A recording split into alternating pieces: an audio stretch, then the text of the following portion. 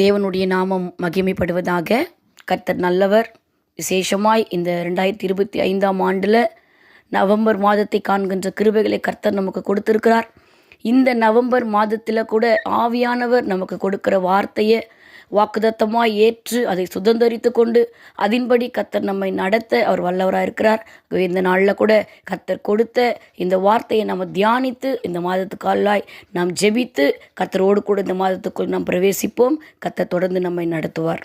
November மாசத்தினுடைய வாக்குதத்த வார்த்தையாய் கர்த்தர் சொல்ற காரியம்தான் லேவியராகமம் 26:5 வசனம்.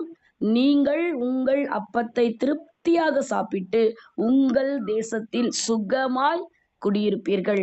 இன்னைக்கு நிறைய பேரோட பிரச்சனை என்னன்னு சொன்னா, நல்லா சாப்பிட முடியல, நல்லா வாழ முடியல, ஆனா எல்லாமே இருக்குது, ஆனா அதை அனுபவிக்க முடியல அப்படின்ற ஒரு சூழ்நிலை. ஆனா கர்த்தர் இன்னைக்கு அழகான ஒரு வார்த்தையை கொடுத்திருக்கிறார். நீங்கள் திருப்தியாக சாப்பிட்டு உங்கள் தேசத்துல சுகமா குடியிருப்ப, உன் வீட்டுல சுகமா குடியிருப்ப, உன் பகுதியில சுகமா குடியிருப்ப. அல்லேலூயா. சுகமா குடியிருக்கிறது தான் நம்ம வாழ்க்கையில நம்ம போராடுற விஷயமே. எதுக்காக? சுகமா குடியிருக்கணும்ன்றதுனாலதான். சோ இந்த வசனத்தோட முதல் பகுதியில பாத்தீங்கன்னு சொன்னா, திராட்சை பழம் பறிக்கும் காலம் வரைக்கும் போரடிப்பு காலம் இருக்கும். எப்ப போரடிப்பாங்க? ஆமா, அறுப்பு காலத்துல தானே போர் அடிப்பாங்க. அறுப்பறுத்துன்னு வந்துதான் என்ன செய்வாங்க? போர் அடிப்பாங்க. திராட்சை பழம் பறிக்கிற காலம் வரைக்கும், அதாவது அந்த திராட்சை பழம் ரெடி ஆயிட்டு நெக்ஸ்ட் அதை பறிக்க போறோம்னா அது வரைக்கும் என்ன அடிப்பாங்க? போர் அடிப்பாங்க. அது வரைக்கும் அறுப்பு இருந்துட்டே இருக்கும். நெக்ஸ்ட் விதைப்பு காலம் வரைக்கும் திராட்சை பழம் பறிக்கும் காலம் இருக்குமா? அல்லேலூயா. அப்ப என்னங்க அர்த்தம்? எப்பவுமே பலன் இருந்துகிட்டே இருக்கும். ஆமென். திராட்சை பழம் பறிக்கிற காலம் வரைக்கும் போர் அடிச்சுனே இருப்பாங்க. அடுத்து விதைக்கிற காலம் வரைக்கும் திராட்சை பழத்தை என்ன பண்ணுவாங்க? பறிச்சுக்கிட்டே இருப்பாங்க. அப்ப அந்த இடத்துல என்ன இருக்காதுன்னா குறைவே இருக்காது. ஆமேன். அல்லேலூயா. குறைவே இருக்காது. எப்பொழுதுமே பலன் இருந்துகிட்டே இருக்கும். உன்னுடைய நிலத்துல எப்பொழுதும் பலன் கொடுத்துக்கிட்டே இருக்கும். அப்ப நீ எப்படி சாப்பிடுவ? உன்னோட அப்பத்தை நீ திருப்தியா சாப்பிட்டு உன் தேசத்துல நீ சுகமா குடியிருப்ப. அல்லேலூயா. அதுக்கு அந்த அடுத்தது ஒரு வசனத்தை வாசிக்கலாம். லேவியராகமம் 25வது அதிகாரத்துல 18வது வசனம் வாசிங்க. இதுதான் ரொம்ப முக்கியமான வசனம். லேவியராகமம் 25:18.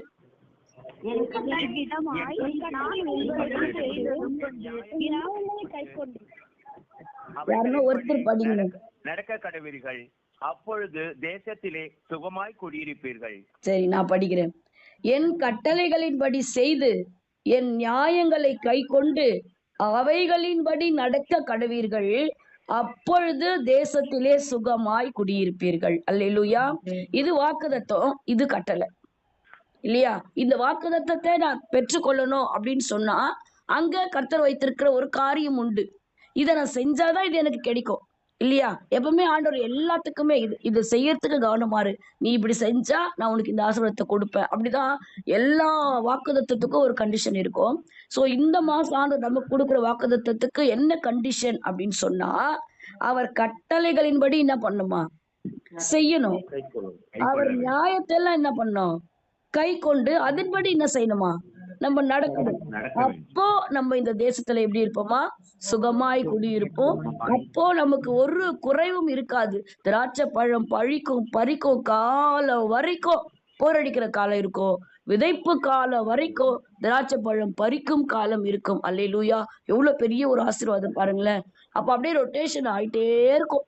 அப்படி ஆயிட்டே இருக்கணும்னு சொன்னா இத நான் ரொம்ப கேர்ஃபுல்லா நான் இதை ஃபாலோ பண்ணணும். அவர் கட்டளையின்படி நான் என்ன பண்ணுமா? செய்யணும். அவர் நியாயத்தை கை கொண்டு அதன்படி நான் நடக்கணும். அப்போ நான் எப்படி இருப்பேன்? சுகமா இருப்பேன். ஆமா. நிறைய பேர் சொல்லுவாங்க, உனக்கு என்னம்மா குறை? ஆனா எல்லாம் சொல்லுவாங்க, மேல உங்களுக்கு நான் எப்படி இருக்கிறேன்னு உங்களுக்கு தெரியாது. ஆனா இன்னைக்கு ஆண்டவர் சொல்ற, நீங்க எப்படி இருக்க போற? சுகமா இருக்க போற. சுகமா இருக்கிறதுனா நல்லா இருக்க போறேன் இல்லையா? சமாதானமா இருக்க போறேன், சந்தோஷமா இருக்க போறேன். அல்லேலூயா. இந்த மாசம் நம்ம 10 மாசம் நிறைய கண்ணீர் வடிச்சிருப்போம். 10 மாசம் அங்க இப்ப பாடின பாட்டுப்படி அங்கலாய்த்திருப்போம், பதறி இருப்போம், கலங்கி இருப்போம், துடிச்சிருப்போம். ஆனா என்ன வந்தாலும் கர்த்தர் கைவிடல. அல்லேலூயா. இப்படி எல்லாம் உருவாக்கி நடத்தி கொண்டு வந்து 16வது மாசத்துல ஆண்டவர் சொல்றாரு, என் கட்டளையும் என் நியாயத்தையும் கை கொண்டு நீ நடந்தேன்னு சொன்னா இந்த மாசம் நீ எப்படி இருப்ப? சுகமாய் குடியிருப்ப. அடுத்தது ஒரு வசனம் வாசிக்கலாம். உபாகமம் 33வது அதிகாரத்துல 12வது வசனம் வாசிங்க. உபாகமம் 33:12. பென்யமீனை குறித்து ம், கர்த்தருக்கு பிரியமானவன் அவரோடே சுகமாய் தங்கி இருப்பான். போதும். கர்த்தருக்கு பிரியமானவன் அவரோடே சுகமாய் தங்கியிருப்பான். அல்லேலூயா. அப்ப நான் சுகமா இருப்பேன் ஆண்டு சொல்லிட்டாரு. சுகமா குடியிருப்பேன், அதான் உனக்கு வாக்குத்தத்தம். அப்படி கொடுத்துட்டாருன்னா சுகமா குடியிருப்போம். எப்போ? முதல்ல அவருடைய கட்டளைகளையும் அவருடைய நியாயத்தையும் கை கொண்டு அதன்படி நடக்கணும். அப்போ நான் சுகமாய் குடியிருப்பேன். செகண்டு, கர்த்தருக்கு பிரியமானவன் அவரோடே சுகமாய் தங்கியிருப்பான். யார் கர்த்தருக்கு பிரியமானவன்? பத்தியா? தாவீதா வந்து பேரு, நானுன்னு வரல. நம்ம அப்ப தாவீது சரி, ஓகே. ஆண்டி சொன்னபடி தாவீது கர்த்தருக்கு பிரியமானவன். ஏன் தாவீது கர்த்தருக்கு பிரியமானவன்? அவரோடு இருந்து கர்த்தர் சொன்னதை கேட்டு கர்த்தரோடு இருந்ததுனால தாவீது கர்த்தருக்கு பிரியமானவன். கர்த்தருக்கு பிரியமானவர்கள் தான் அவரோடு கூட எப்படி இருக்க முடியுமா? சுகமா இருக்க முடியும். அப்ப இந்த மாசம் நான் உமக்கு பிரியமா இருக்கணும் ஆண்டவரே. நல்ல பாட்டு இருக்கு, உமக்கு பிரியமானதை செய்ய எனக்கு கற்றுத்தாரும், எனக்கு கற்றுக் கொடுங்க. அப்ப நம்ம கட்டளைகளையும் நியாயங்களையும் கை கொள்ள ஆரம்பிச்சிட்டாலே ஆட்டோமேட்டிக்கா என்ன ஆயிடும்னா அவருக்கு நம்ம பிரியமாயிடும் இல்லையா? சோ அப்ப அவருக்கு பிரியமா இருக்கணும்னா, அவருக்கு பிரியமா இருந்தா நான் எப்படி இருப்பேன்? சுகமா இருப்பேன். யோசேப்பு அவங்க அப்பாவுக்கு ரொம்ப பிரியமா இருந்தாரு. யோசேப்பு அவங்க அப்பாவுக்கு ரொம்ப பிரியமா இருந்ததுனால அவர் சுகமா இருந்தார். அண்ணனுங்க எல்லாம் ஆடு மேய்க்க போயிட்டாங்க, இவர் மட்டும் வீட்டுல இருக்காரு. அப்ப எவ்வளவு சுகமா இருக்கிறார்? ஏன்னா அவர் அவங்க அப்பாவுக்கு ரொம்ப பிரியமானவர். இன்னைக்கு நான் ஆண்டவருக்கு பிரியமா இருக்க ஒப்பு கொடுத்துட்டேன்னு சொன்னா அலைச்சல் இல்லாத ஒரு சுகமான ஒரு வாழ்க்கையை கர்த்தர் எனக்கு வைத்திருக்கிறார். அல்லேலூயா. அலைஞ்சி திரிஞ்சு அழுது புலம்பி கண்ணீர் வடிச்சு நம்ம நிறைய விஷயத்துக்கு போராடுறோம். ஆனா போன மாசமே போராடி என்ன பண்ணிட்டோம்? மேற்கொண்டோம். அப்ப இந்த மாசம் ஆண்டு சொல்ற விஷயம் என்னன்னா, கர்த்தருக்கு பிரியமா இருந்தா மட்டும் போதும். நம்ம எப்படி இருப்போமா? சுகமாய் இருப்போம். எரேமியா 22வது அதிகாரத்துல 16வது வசனம் வாசிங்க. எரேமியா 22:16.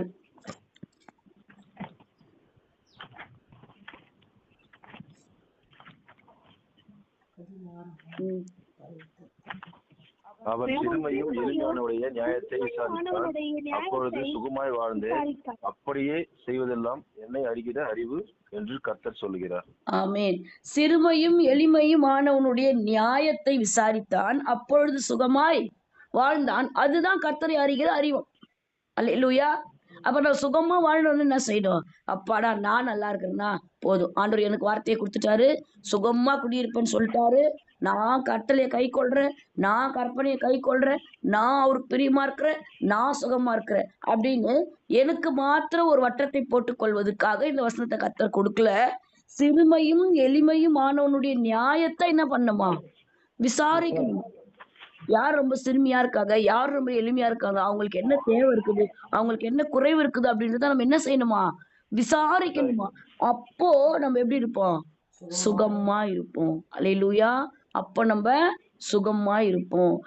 எப்படி நம்ம சுகமா இருப்போம்? இது வந்துட்டு நம்ம என்ன செஞ்சா சுகமா இருப்போம்? அடுத்தது எப்படி சுகமா இருப்போம் அப்படின்றதுக்கு ஒரு வசனத்தை வாசிக்கலாம். சகரியா 14வது அதிகாரத்துல 11வது வசனம் வாசிங்க. சகரியா 14:11.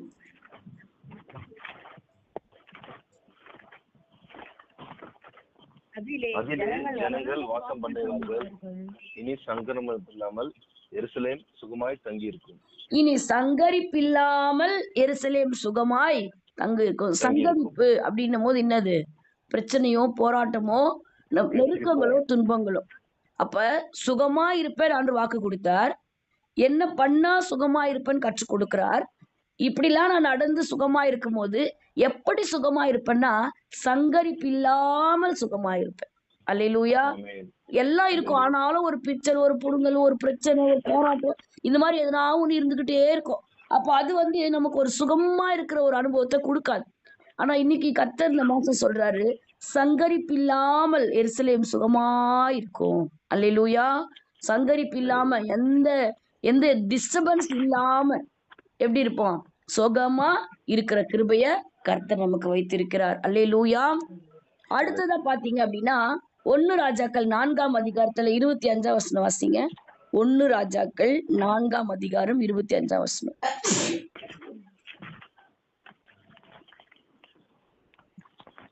சாலமோனுடைய நாளெல்லாம் பெயர்சபா மற்றும் யூதாவும் இஸ்ரவேலும் அவரவர் தங்கள் தங்கள் திராட்சை செடியின் நிழலிலும் தங்கள் தங்கள் அத்திமரத்தின் நிழலிலும் சுகமாய் குடியிருந்தார்கள்.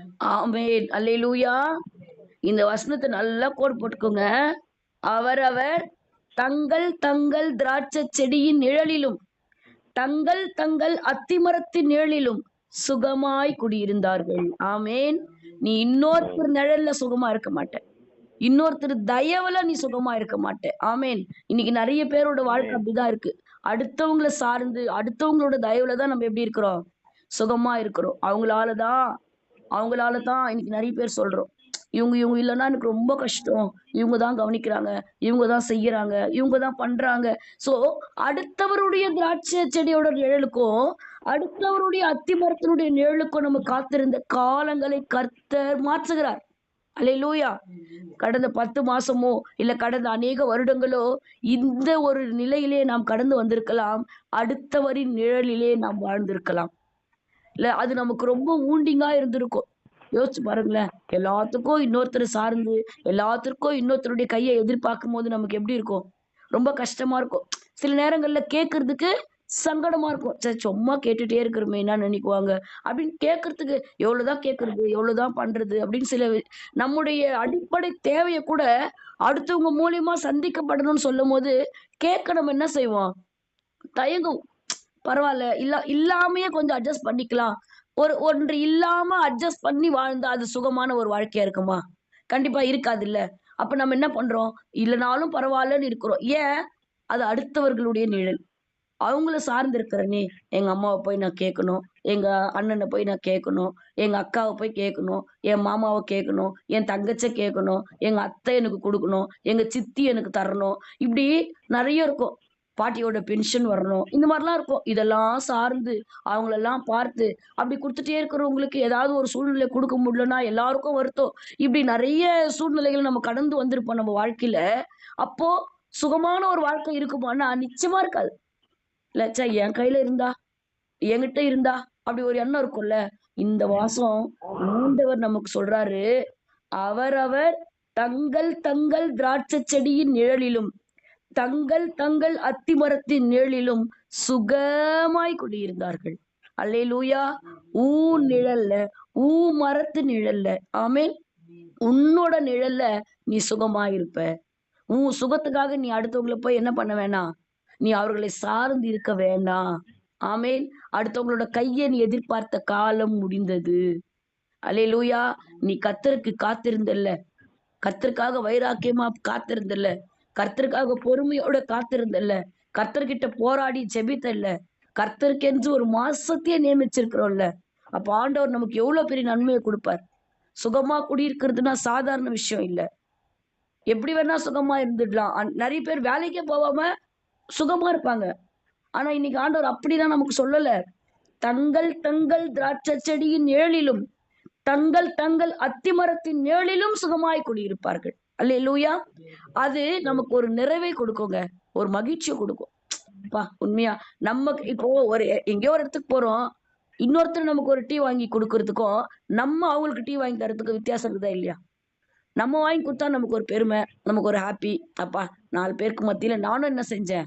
கொடுத்தனே. அடுத்தவங்க கொடுப்பாங்கன்னு நான் என்ன பண்ணல, எதிர்பார்க்கல, டக்குன்னு எடுத்தனே. அப்ப நான் செய்யணும், என்கிட்ட இருந்து கொடுக்கணும் அப்படின்றத நம்ம ரொம்ப எதிர்பார்ப்போம்ல. அந்த ஆசீர்வாதத்தை தான் ஆண்டவர் இந்த மாசம் நமக்கு வச்சிருக்கிறாராம். அல்லேலூயா. நீ அடுத்தவங்களை எதிர்பார்க்க வேணாம், அடுத்தவங்க கையை நீ பார்க்க வேணாம். திராட்சை செடியோட நிழலும் அத்திமரத்தோட நிழலும் உனக்கு உண்டு. ஆமேன். அதுல நீ எப்படி இருப்ப? சுகமா குடியிருப்ப. அல்லேலூயா. இது எப்படி நடக்கும் அப்படின்னா சங்கீதம் 4:8 வாசிங்க. சங்கீதம் 4:8 வாசிங்க. சமாதானத்தோடே படுத்துக்கொண்டு நித்திரை செய்வேன். கர்த்தாவே, நீர் ஒருவரே என்னை சுகமாய் தங்க பண்ணுகிறீர். ஆமேன். இதுக்கோ ஒரு கோடை போட்டுக்கோங்க. கர்த்தாவே, நீர் ஒருவரே என்னை சுகமாய் தங்க பண்ணுகிறீர். ஆமேன். என்னை சுகமா தங்க பண்றவர் யாரு? சங்கரிப்பு இல்லாம சுகமா தங்க பண்ணுவாரு. ஏன் திராட்சை செடியோட நிழல்லையும் ஏன் அத்தி மரத்தோட நிழல்லையும் நான் சுகமா குடியிருப்பேன். நாங்க வீடு இல்லாம நிறைய கஷ்டப்பட்டோம், எல்லாருக்கும் நல்லா தெரியும். இப்ப நாங்க இருக்கிறது இதே குன்னத்தூர்ல நாங்க இருக்கிற வீடு எங்களுடைய 9வது வீடு. யாரோ ஒரு வீட்டுல அடுத்தவங்களோட நிழல்ல நாங்க வாழ்ந்த காலம், எவ்வளோ நெருக்கத்தின் மத்தியில் நாங்க வாழ்ந்த காலம் இருக்கு. ஆனா இந்த சொந்த வீட்டை கட்டிட்டு இந்த வீட்டுக்குள்ள வந்து படுத்து தூங்குற அன்னைக்கு இருந்த ஒரு நிறைவும் அன்னைக்கு இருந்த ஒரு சுகமும் எங்க வாழ்க்கையில அது ஒரு மிகப்பெரிய ஒரு சுகம். அல்லேலூயா. எங்க வீடு, எங்களுக்குன்னு சொந்தமான ஒரு வீடு, எதுக்கும் யாருக்கும் பயப்பட வேண்டாம். என் வீடு, எங்க சொந்த வீடுன்னு வந்து நாங்க இந்த வீட்டுல படுத்தோம். அப்ப பாருங்களேன், அப்ப என் நிழல்ல நான் படுக்கும்போது என்னுடைய மரம் எனக்கு நிழலை தரும்போது அது தாங்க சுகம். அப்படிப்பட்ட சுகமான வாழ்க்கையை தான் கர்த்தர் நமக்கு வைத்திருக்கிறார். ஆமேன். இதை யார் செய்ய முடியும்? கர்த்தாவே, நீர் ஒருவரே என்னை சுகமாய் தங்க வேற யாராலும் இதை செய்ய முடியாது. அல்லேலூயா. வேற யாராலும் இதை செய்ய முடியாது. என்ன சுகமா தங்க பண்றது, என்ன சுகமா வச்சிருக்கிறது ஒரே ஒருத்தரால தான் முடியும். அது யாருன்னா, கர்த்தாவே, நீர் ஒருவரே என்னை சுகமாய் தங்க பண்ணுகிறீர். அல்லேலூயா. இந்த மாசம் கர்த்தர் கொடுத்த இந்த வார்த்தையை நம்ம சுதந்திரித்துக் கொள்ளணும். அவர் நமக்கு சுகத்தை தருகிற தேவன். ஒரு வசனத்தை வாசிக்கலாம். ஏற்கனவே இதை நம்ம வாசிச்சிருக்கிறோம். ரூத் 3ஆம் அதிகாரம் 1ஆம் வசனம் வாசிங்க. ரூத் 3ஆம் அதிகாரம் 1ஆம் வசனம். பின்பு அவள் மாமியாகிய நகோமி அவனை நோக்கி, என் மகனே, நீ சுகமாய் வாழ்ந்திருக்கும்படி நான் உனக்கு சௌகியத்தை தேட திரும்பினேனே. தேடாதிருப்பேனோ? என் மகனே, என் மகளே, நீ சுகமாய் வாழ்ந்திருக்கும்படி நான் உனக்கு சௌக்கியத்தை தேடாதிருப்பேனோ? அல்லேலூயா. யார் கேக்குறா? நகோமி கேக்குறா. யாரை பார்த்து கேக்குறாங்க? ரூத்தை பார்த்து கேட்கிறாங்க. நம்ம ஏற்கனவே சொல்லியிருக்கோம், நகோமி என்பது பரிசுத்த ஆவியானவருடைய நிழல், ரூத் என்பது சபையின் நிழல். ரூத்னா நம்போ, நகோமினா பரிசுத்த ஆவியானவர். பரிசுத்த ஆவியானவர் இன்னைக்கு நம்மளை பார்த்து சொல்றாரு. இந்த வசனத்தை கேட்கும் போது கொஞ்சம் ஒரு மாதிரி கூட மனசுல இருந்திருக்கலாம். ஆமா, எங்க எவ்வளோ நடந்துருச்சு, எவ்வளோ போயிடுச்சு, வாழ்க்கை இப்படியேதான் இருக்குது. சரி, இந்த வார்த்தையாவது நடந்தா பார்க்கலாம், இந்த மாசமாவது நான் சுகமா இருக்கிறேன் நான் பார்க்கலாம் அப்படின்ற ஒரு கேள்வி ஒருவேளை நமக்குள்ள எழும்பி இருந்துச்சுன்னா, பரிசுத்த ஆவியானவர் இன்னைக்கு உங்களை பார்த்து கேட்கிறாரு, என் மகனே, என் மகளே, நீ சுகமாய் வாழ்ந்திருக்கும்படி நான் உனக்கு சௌக்கியத்தை தேடாதிருப்பேனோ? அல்லேலூயா. அப்ப இந்த மாசம் நான் எப்படி வாழணுமா? நான் சுகமா வாழணும். எப்படி சுகமா வாழணும்? சங்கரிப்பு இல்லாத சுகமாய் வாழணும். எப்படி சுகமா வாழணும்? ஏன் திராட்சை செடியோட நிழல்ல, ஏன் அத்தி மரத்தின் நிழல்ல நான் சுகமா இருக்கணும். என்னை யார் சுகமா வச்சுக்க முடியும்? என் கர்த்தர் மட்டும்தான் என்னை சுகமா வச்சுக்க முடியும். எப்ப இது நடக்கும்? அவர் கட்டளைகளின்படி செய்து அவர் நியாயத்தை கை கொண்டு நான் நடக்கும்போது கர்த்தர் என்னை சுகமா இருக்க பண்ணுவார். அவருக்கு பிரியமா நான் இருக்க ஒப்பு கொடுக்கும் போது கர்த்தர் என்னை சுகமாய் குடியிருக்க பண்ணுவார். சிறுமையும் எளிமையுமானவர்களுடைய நியாயத்தை நான் விசாரிக்கும் போது, அவர்களை நான் விசாரிச்சு அவங்களுக்கு நான் செய்யும் போது கர்த்தர் என்னை சுகமாய் குடியிருக்க பண்ணுவார். ஏன்னு சொன்னா, கர்த்தர் எனக்கு வாக்குத்தத்தத்தை கொடுத்திருக்கிறாரு. திராட்சை பழம் பறிக்கும் காலம் வரைக்கும் போரடிப்பு காலம் இருக்கும், விதைப்பு காலம் வரைக்கும் திராட்சை பழம் பறிக்கும் காலம் இருக்கும். நீங்கள் உங்கள் அப்பத்தை திருப்தியாக சாப்பிட்டு உங்கள் தேசத்தில் சுகமாய் குடியிருப்பீர்கள். அல்லேலூயா, அல்லேலூயா.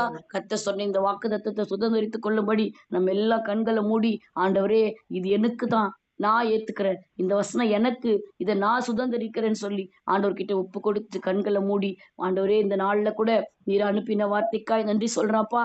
10 மாசம் நடத்திருக்கிறீங்க, 10 மாசம் நடத்திருக்கிறீங்க. ரொம்ப பிரமிப்பா இருக்குது ஆண்டவரே. எப்படி கடந்து வந்தோன்னு எங்களுக்கு தெரியல. திரும்பி பார்த்தா எவ்வளோ நன்மைகள் செஞ்சிருக்கீங்க. திரும்பி பார்த்தா எங்களை எவ்வளோ ஆபத்துல காப்பாத்திருக்கிறீங்க. அந்த 10 மாசத்தை கொஞ்ச நேரம் அப்படியே ஒரு ரீகால் பண்ணா நம்மளால அது ஆண்டவருக்கு நன்றி சொல்லாம இருக்கவே முடியாது. அவ்வளோ நன்மைகள் எல்லாம் ஆண்டவர் செய்து இந்த 11வது மாசத்துல நான் எப்படி விரும்புறனோ அது போல என்கிட்ட நீங்க பேசுனீங்க ஆண்டவரே. உமக்கு நன்றின்னு சொல்லி ஆண்டவர் சமூகத்தை நோக்கி பார்த்து நம்ம எல்லாம் ஆண்டவர் துதிச்சு இந்த வார்த்தையை சுதந்திரிச்சு நம்ம ஜெபிக்கலாமா? ஸ்தோத்திரப்பா, ஸ்தோத்திரமப்பா, ஸ்தோத்திரப்பா, ஸ்தோத்திரப்பா, ஸ்தோத்திரம். நீர் அனுப்பின வார்த்தைக்கு ஸ்தோத்திரம். வாயை திறந்து நம்ம துதிச்சாதாங்க கிருபை பெருகும். துதிச்சாதான் கிருபை பெருகும். ஸ்தோத்திரம் தான் கிருபையை கொண்டு வரும். அவர் கிருபைதான் நம்ம நடத்தும். அவர் கிருபைதான் நம்ம தாங்கும். அவர் கிருபைதான் நம்மை வாழ வைக்கும். அவர் கிருபைதான் நம்மை அணைத்துக் கொள்ளும். அவர் கிருபைதான் நம்மை தேடி வரும். அவர் கிருபைதான் நம்மை அரவணைக்கும். அவர் கிருபைதான் நம் கண்ணீரை துடைக்கும். அவர் கிருபைதான் நம்ம தேவையை சந்திக்கும். அவர் கிருபைதான் நமக்கு ஆலோசனையை கொடுக்கும். அவர் கிருபைதான் எனக்கு வழி காட்டும். அவர் கிருபைதான் எனக்கு ஆறுதல் சொல்லும். அவர் கிருபைதான் எல்லாவற்றுக்கும் எனக்கு அவர் கிருபைதான். நான் வாழ்ந்திருப்பது அவர் கிருபைதான். அந்த கிருபையை பெற்றுக்கொள்ளணும்னா இந்த வார்த்தை அவர் கிருபையாய் நமக்கு அனுப்பியிருக்கிறார். அல்லேலூயா. இந்த வார்த்தையை கர்த்தர் கிருபையாய் நமக்கு அனுப்பியிருக்கிறார். ஆண்டவரே, இந்த வார்த்தையை நான் சுதந்திரித்துக் கொள்ற ஆண்டவரே, இந்த வார்த்தையை நான் சுதந்திரித்துக் கொள்ற ஆண்டவரே. இன்றைக்கு லேவியராகமம் 26வது அதிகாரத்துல 5வது வசனம் எனக்கு தான், கர்த்தர் எனக்கு தான் சொன்னாரு. கர்த்தர் என்கிட்ட தான் பேசினாரு. என்னை அவர் சுகமாய் குடியிருக்க பண்ணுவேன்னு சொன்னாரு. நான் சுகமாய் குடியிருப்பேன். இன்னைக்கு நான் தீர்மானம் எடுக்கிறேன். ஆண்டவரே, உம்முடைய கட்டளையை நான் கை கொள்றேன்ப்பா. உம்முடைய நியாயங்களை நான் கை கொள்றேன்ப்பா. அதன்படி நான் நடக்கிற ஆண்டவரே, உமக்கு பிரியமா நான் இருக்கிறேன். எளியோர்களையும் சிறுமியானவர்களையும் திக்கற்றவர்களையும் ஆதரவற்றவர்களையும் விசாரிக்கிறவர்களாய் நான் மாறுற ஆண்டவரே. இந்த வசனத்தை எனக்கு நீங்க நிறைவேற்றி கொடுங்க. இதன்படி செய்ய நான் ஒப்பு கொடுக்கிறேன். இந்த வசனத்தை நான் சுதந்திரித்துக் கொள்கிறேன். அப்படி நான் சுதந்திரித்துக் கொள்ளும் போது சங்கரிப்பு இல்லாம நான் சுகமா இருப்பேன் ஆண்டவரே. சங்கரிப்பு இல்லாம நான் சுகமா இருப்பேன். தத்தளிக்க பண்ணுவார் இல்லாம நான் சுகமா இருப்பேன். என் ஜனம் சமாதான தாவரங்கள்ல சுகமாய் குடியிருக்கும் கர்த்தர் சொன்னாரு. நான் சமாதானமாய் சுகமாய் குடியிருப்பேன் ஆண்டவரே. பா, எவ்வளோ காலங்கள் நான் அநேகருடைய கைகளை எதிர்பார்த்து யாராவது கொடுப்பாங்கன்னு நான் எதிர்பார்த்த காலங்களை எல்லாம் கர்த்தர் மாற்றி நீராண்டு இந்த காலை வேளையிலே இயேசுவின் வல்லமையுள்ள நாமத்தினாலே ஆண்டவரே, என்னுடைய திராட்சை செடியின் நிழல் இல்லை, என்னுடைய அத்தி மரத்தின் நிழல் இல்லை ஆண்டவரே, இது எந்துன்னு சொல்லி உரிமை பாராட்டுற அளவுக்கு என்னுடைய திராட்சை செடியின் நிழல்ல, ஏன் அத்தி மரத்தின் நிழல்ல நான் சுகமா குடியிருக்கணும் ஆண்டவரே. நீங்க அனுப்பியிருக்கிறீங்க இந்த வார்த்தையை, நான் அனுபவிக்கிறேன். நான் சுகமா குடியிருப்பேன். நான் என்னுடையதுல நான் சுகமா இருப்பேன் ஆண்டவரே. நீர் ஒருவரே என்னை சுகமாய் தங்க பண்றவர். நீங்க மட்டும்தான் இதை செய்ய முடியும். எந்த மனுஷனாலும் செய்ய முடியாது. ஆகவே உம்மை நோக்கி நான் பாக்குறப்பா, உம்மை நோக்கி நான் பாக்குறேன் ஆண்டவரே. ஆண்டவரே, இன்னைக்கு நீங்க சொன்னீங்களே ஆண்டவரே, நீ சுகமாய் வாழ்ந்திருக்கும்படி நான் உனக்கு சௌக்கியத்தை தேடாதிருப்பேனோ. நம்மளை பார்த்தாருங்க ஆண்டவர், நம்மளை பார்த்தாரு ஆண்டவர். இல்லையே, என் பிள்ளை என்ன நம்பி இருக்கு, என் பிள்ளை என்ன சார்ந்து இருக்கு, என் பிள்ளை எனக்கு காத்திருக்கு, என் பிள்ளை எல்லா ஜபத்துக்கும் ஓடி வருது, என் பிள்ளை அதிகாலையை ஆண்டவருக்காக கொடுக்குது, என் பிள்ளை எனக்கு முக்கியத்துவம் கொடுக்குது. என் பிள்ளைக்கு நான் சௌக்கியத்தை தேடாதிருப்பேனா? என் பிள்ளை இன்னும் சுகமா இல்லையே, என் பிள்ளைக்கு இன்னும் சுகம் இல்லையே, என் பிள்ளையோட வாழ்க்கையில பிறரை எதிர்பார்க்குதே, என் பிள்ளை தத்தளிப்போட இருக்கே, என் பிள்ளை சங்கரிப்போரோடு இருக்குதே. இன்னைக்கு ஆண்டவர் அதெல்லாம் பார்த்துதான் இந்த வார்த்தையை கர்த்தர் அனுப்பி இருக்கிறார். அல்லேலூயா. நீ சுகமாய் வாழ்ந்திருக்கும்படி உனக்கு சௌக்கியத்தை தேடுற கர்த்தர் தான் இன்னைக்கு இந்த வார்த்தையை அனுப்பி இருக்கிறாரு. உன் தேசத்துல நீ சுகமா குடியிருப்ப, உன் தேசத்துல நீ சுகமா குடியிருப்ப. சங்கரிப்பு இல்ல, தத்தளிப்பு இல்ல. தத்தளிப்பின் பாத்திரத்தை உன் கையில இருந்து நீக்கி போடுகிறேன்னு கர்த்தர் சொல்ற. அல்லேலூயா. தத்தளிப்பு இல்லாம சங்கரிப்பு இல்லாம எப்படி சுகமா இருப்ப? உன் நிழலிலே நீ சுகமா இருப்ப, உன் நிழலிலே நீ சுகமா இருப்ப. அல்லேலூயா. கர்த்தரே சுகமாய் தங்க பண்ணுகிற தேவன். அவர் நம்ம இந்த மாதம் முழுவதிலும் சுகமாய் நடத்த வல்லவராய் இருக்கிறார். ஆண்டவரே, நன்றியோடு உம்மை துதிக்கிற ஐயா, உம்மை ஸ்தோத்தரிக்கிறோம் ராஜா. நீர் அனுப்பின வார்த்தைக்காய் நன்றி செலுத்துகிறோம். இயேசுவின் வல்லமையுள்ள நாமத்தினால் நீர் அனுப்பின இந்த வார்த்தையை ஆண்டவரே நாங்கள் எங்களுக்காக சுதந்திரித்துக் கொள்ளுகிறோம், எங்களுக்காக நாங்கள் சுதந்திரித்துக் கொள்ளுகிறோம். நீ இந்த வார்த்தையின்படியே உம்முடைய பிள்ளைகளை ஆகிய எங்களை இந்த மாதம் முழுவதிலும் நீ சுகமாய் குடியிருக்க பண்ணி, சுகமாய் நடத்தும்படியாய், சுகமாய் தங்கியிருக்க பண்ணும்படியாய், அதற்கான எல்லா வழிகளையும் நீர் தேடுகிற தேவனா இருக்கிறீர். அப்படியா நீர் தேடி எங்களை சுகமாய் வைக்கிற கிருபைக்காய் ஸ்தோத்திரம். இது அப்படியே செய்து விட்டீர் என்று நாங்கள் விசுவாசிக்கிறோம். இந்த வார்த்தையோடு கூட இந்த மாதத்துக்குள் நாங்கள் கடந்து செல்கிறோம். ஆவியானவர் நீர் கிரியை செய்து நடத்துங்க. எல்லாவற்றையும் கரத்திலே கொடுக்கிறோம். தொடர்ந்து நீரே பெரிய காரியங்களை செய்து ஆண்டவரே உம்மில் நாங்கள் மகிழ்ந்திருக்கத்தக்கதாய் இந்த வார்த்தையை ஒவ்வொரு நாளும் அனுபவிக்கத்தக்கதாய் கர்த்தர் தாமே கிருபை பாராட்ட வேண்டுமாய் இயேசுவின் மூலமாய் ஜெபிக்கிறோம் எங்கள் ஜீவனுள்ள நல்ல பிதாவே. ஆமென். என் ஆத்துமாவே கர்த்தரை ஸ்தோத்திரி, என் முழு உள்ளமே அவருடைய பரிசுத்த நாமத்தை ஸ்தோத்திரி. என் ஆத்துமாவே கர்த்தரை ஸ்தோத்திரி, கர்த்தர் செய்த சகல உபகாரங்களையும் மறவாதே. ஆமென்.